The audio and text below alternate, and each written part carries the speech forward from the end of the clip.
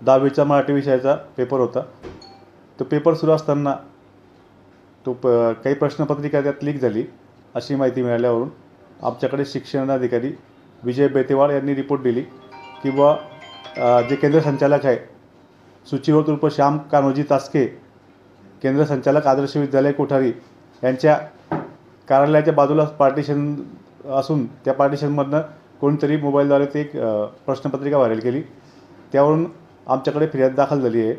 त्या फिर्यादीवरून आम्ही महाराष्ट्र विद्यापीठ व इतर मंडळांच्या परीक्षेत गैरकायदा प्रतिबंध कलम 1982 प्रमाणे गुन्हा दाखल केला आहे व पुढील तपास वरिष्ठांच्या मार्गदर्शनाखाली मागाव पोलीस स्टेशन करीत आहे।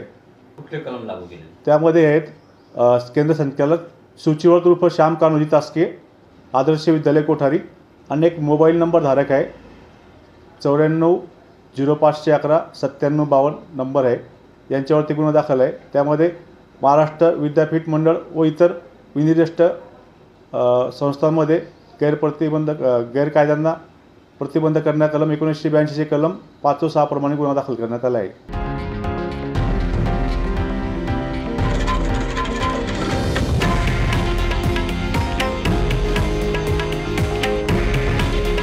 हे आहे देशातील नंबर 1 न्यूज नेटवर्क आणि आपण पाहत आहात TV9 मराठी।